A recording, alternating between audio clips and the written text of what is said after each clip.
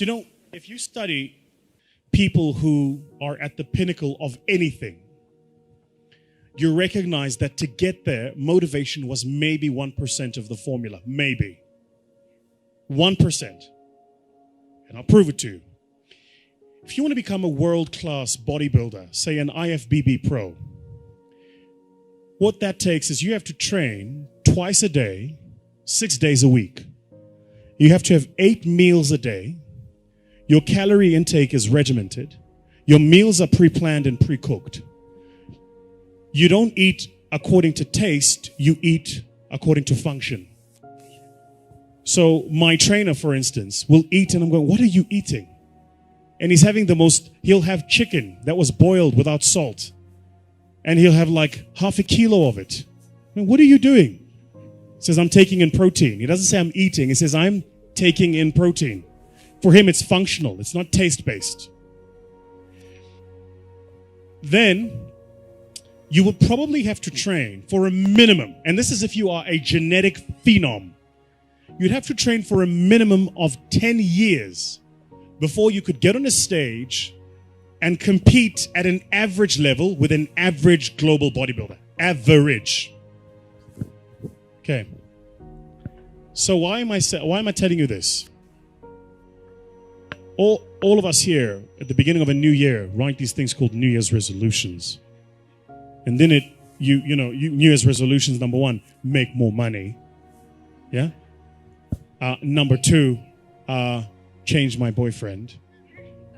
Number 3, get into shape. Yeah? Number 3, get into shape is somewhere in the top 3. So what do? You go to the gym, you get a gym membership. Yeah? You go to the local Nike store and you buy like all of your gym gear. You are motivated. You are inspired. You are going to the damn gym. You go to YouTube, you subscribe to all of the fitness channels. You go to Instagram, you follow all of the fitness models. You are motivated. You are going to the damn gym. You're going to get in shape. That's what you're going to do. The people you're following on YouTube have been working on for a minimum of 5 years to look like that. So you have the incorrect understanding that after a month of working out, you're going to look like them. So what happens in the first month? You're excited. You go to gym every single month. And you take the pains and your body is sore, but I'm excited. I'm going to gym. Then life happens. Company doesn't make money. You don't make your targets. You fall a bit ill. Something happens. And all of a sudden you stop going to gym for a day. A day becomes 2, 2 becomes a week. Now all of a sudden you've had a gym membership for 3 months and you haven't been in that time. What did you miss? You thought motivation was the formula. Winners don't need motivation. Winners need discipline. Discipline's about getting it done because it needs to get done, not because I feel like it, not because I'm motivated for it. You think Nelson Mandela was motivated to spend 27 years in prison? You think Martin Luther King was motivated to march across the states and proclaim freedom? You think, if you look at people that change the world, they're not doing it because they're motivated. They're doing it because they made a commitment to do it and they disciplined to see it through. Discipline is far more important than motivation, which is why you got to be careful the decisions you make. Because once you make the decision, you have to see that decision through. Like my mentor says, first we make the decisions, then the decisions make us. So you got to be very careful the decisions you make. Be very careful the commitments you make. Motivation, I'm telling you now, is completely overrated. It's important. Don't get me wrong. We meet according to motivation. We feel good, rah-rah. But that'll fade. You need a stronger will and a deeper commitment to see things through. One of my key phrases for the whole day: disciplines work miracles. Disciplines work miracles. And here's the first piece that works miracles. Number 1, do what you can. Do not let neglect grab you by the throat. Don't let neglect stall you on your path toward prosperity and health, being able to become powerful, influential, rich beyond wildest imagination. Don't neglect what you can do. If you can read, read. If you can change, change. If you can grow, grow. If you can take one step, take one step. Do not neglect to do whatever you can do at the moment.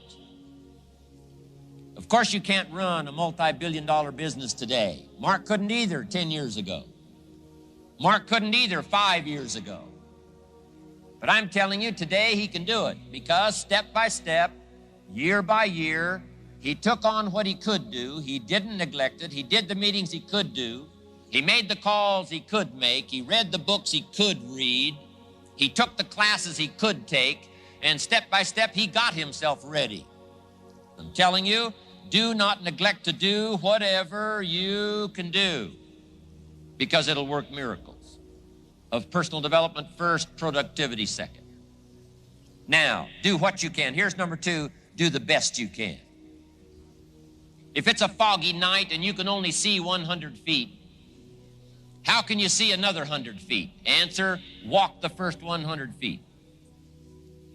Walk as far as you can see, and then you can see some more. And walk as far as you can see, and then you can see some more. So what you've picked up here, just do it as far as you can see it. And I promise you, if you'll execute as far as you can see it, you'll be able to see more. Do that, then you can see more. And finally, get in tune of doing the best you can. And you'll have the activity that'll develop the disciplines that will set this sail so that you can say, it doesn't matter how the wind blows. I'm prepared. For some people, they see discipline as sort of an ugly word. You know, don't talk to me about discipline. But what you must understand is discipline is a most incredible creative force. Discipline builds a career. Discipline develops good health. Discipline forms the most incredible marriage. Discipline puts together a friendship that won't quit forever. Discipline develops skills that can be magnified, and touch the world. Discipline opens up music. You can't have incredible music without discipline. In fact, we call them the disciplines. We call architecture and music, and we call playing an instrument. We call sculpturing. We call painting. We call writing, composing. We call those the disciplines. And the disciplines gives us the indication that, yes, it doesn't come except by discipline. But it also means that the discipline is the open door to the creative process to turn nothing into something and to turn imagination into reality. So here's what you must learn to do. Appreciate the disciplines and welcome the disciplines. Here's a good question to ask. What other discipline could I begin that would open up a whole new expression in my life of turning imagination into reality? Without discipline, there is no enterprise. Without discipline, there is no magnificent structure. Without discipline, there is no music. Without discipline, there is no health. Without discipline, there is no advantage. There is no future. So discipline is all when it comes to imagination, having something real, believing in it, and turning it into reality. The key to development is to be all that you can possibly be. I don't know what your talents are. I don't know what your skills are, but here's what I probably am right on, that you're behind on an accelerated effort toward your full development. I would suggest that. Now, for some of you, I know that's probably really not true. But even as I look at my own life, because, I'm tempted to procrastinate just like everybody else. I should have written 30 books by now. I've only written 4 or 5. I should have done a lot of things, but I haven't. I got distracted, and all of us, have these challenges. But what could I become? What could I become? I had one of my dearest friends. I've lost him. He died at age 53. One day, and he drank a little too much. David drank a little too much, but he did all kinds of things. He was a builder, and he was a dreamer, and he did a lot of things. But his drinking sort of kept him in a fog for like years and years. About 6 years ago, he was sitting at the yacht club, and he was in a fog, and suddenly it occurred to him, I wonder what I could have accomplished all these years if I hadn't have been in this sort of foggy state. And he said that did it. And the last 6 years before he died, he was free. And he accomplished some incredible things that last 6 years. Being all that you can be and not let habits drag you down. Not let things, sidetrack you from the full development of what you have the capable of being. What all could your heart encompass if you really had the chance and you really had the disciplines and really got to it? What could you really become? What could you earn? How healthy could you really be? How many books could you write? How many poems could you write? So here's what I would ask of you. If you feel that you're a little bit stalled, wherever you are in your progress, I'm asking you to correct that. I'm asking you to see if you can't possibly be on a more accelerated track toward your possibilities and your full development. Here's what life is all about: to become all that we can possibly be. The full development of all of your potential, that's number one. Number two is the wise use of all of your resources. That's what life is all about. Discipline. If there is a magic word that stands out above all the rest, this is the one: discipline. Discipline is the bridge between thought and accomplishment, the bridge between inspiration and value achievement, the bridge between necessity and productivity. Remember, all good things are upstream. The passing of time takes us adrifting, and drifting only brings us the negative, the disastrous, the disappointment, and the failure. Failure is not a cataclysmic event.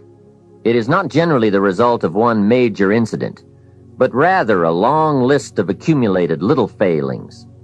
Failing in life is failing to think today, failing to act today, failing to care, to strive, to climb, to learn, to keep trying day by day. If your goal requires that you write 10 letters today and you write only 3, you are down 7 letters. If you want to make 5 calls and you only make 1, you are down 4 on calls. If your plan calls for saving $10 today and you save none, you're down $10 today. Now the danger is looking at an undisciplined day and concluding that no great harm has been done. It doesn't seem like such a bad day. But add up these days to make a year, and then add up those years to make a lifetime, and perhaps you can now see how repeating today's small failures can easily turn your life into a major disaster. Success, on the other hand, is just the same process in reverse. If you plan to make 10 calls, and you end the day making 15, now you're up 5 calls. If you then get up a few on letters, move up the savings numbers, you can see what a massive difference it could make in a year, and what wealth and accomplishment awaits for a lifetime. Discipline is like a set of magic keys that unlocks all the doors of wealth, happiness, sophistication, culture, high self-esteem, pride, joy, accomplishment, satisfaction, and success. The first key to discipline is awareness of the need for and the value of discipline, and especially the discipline to make the changes. What will it take? What must I do? And what must I become to get all I want from my life? The second key is the willingness. More than that, the eagerness to maintain your new discipline deliberately, wisely, consistently. And the third key to discipline is the commitment to master the circumstances of your daily life, to see and harness the opportunities to make something of the sun and the rain, the good as well as what comes in the guise of misfortune. Discipline does many things, but most important of all is what it does for you. It makes you feel better about yourself. Even the smallest discipline can have an incredible effect on your attitude. And the good feeling you get, that surging feeling of self-worth that comes from starting a new discipline, is almost as good as the feeling that comes from the accomplishment of the discipline. Second, a new discipline immediately alters your life direction. You don't change destinations immediately. That is yet to come. But you can change direction immediately. And direction is very important. Third, discipline cooperates with nature. Everything strives. It is a common life function. How tall will a tree grow? As tall as it can. Everything strives to become all it can possibly be, And that striving to become is what discipline is all about. Disciplining ourselves to fulfill our natural potential to become all that we can be. And finally, discipline attracts opportunity. Opportunity is always looking for ambition and skill in action. Discipline taps the unlimited power of commitment. The human will in action, driven by inspiration, enticed by desire, tempered by reason, guided by intelligence, can bring you to that high and lofty place called the good life. So start the new process. You can begin a new habit no matter how small it is. Small isn't important. Whether or not you start and whether or not you continue are all that is important. So to have a prosperous life, start a prosperity plan. To become wealthy, start a wealth plan. Remember, you don't have to be wealthy to have a wealth plan. A person with no means can have a rich plan. If you are ill, start a health plan. If you don't have energy, start an energy plan. If you don't feel good, start a feel-good plan. If you're not smart, start a smart plan. If you can't, start a can plan. If you haven't, start a have plan. Anyone can. Even a bad person can start hearing good messages and reading good books. Recognize that the start of the better life, the happy life, the wealthy life, is today. This is exciting. Both the process and the result can begin today. Start the new journey today. If you think of a new idea, today is the day to begin the discipline of putting that idea into action. Set this day up as a long, busy, exciting start for your new life. Get your first book for your new library today. Begin your new practice of setting goals today. Start clearing out a drawer of your new orderly desk today. Start eating an apple a day on your new health plan today. Put some money in your new investment for fortune account today. Start reading with intensity for your new wealth of mind plan today. Write a postponed letter today. Make a delayed telephone call today. Pick up your camera and take a picture of something to start your new treasury of photographs today. Get some momentum going on your new commitment to the better life. See how many activities you can pile on in this first day. Go all out. Break away from the negative downward pull of gravity. Start the thrusters going. Prove to yourself that waiting is over, hoping is past, and that faith and action have now taken charge. It's a new day, a new beginning for your new life.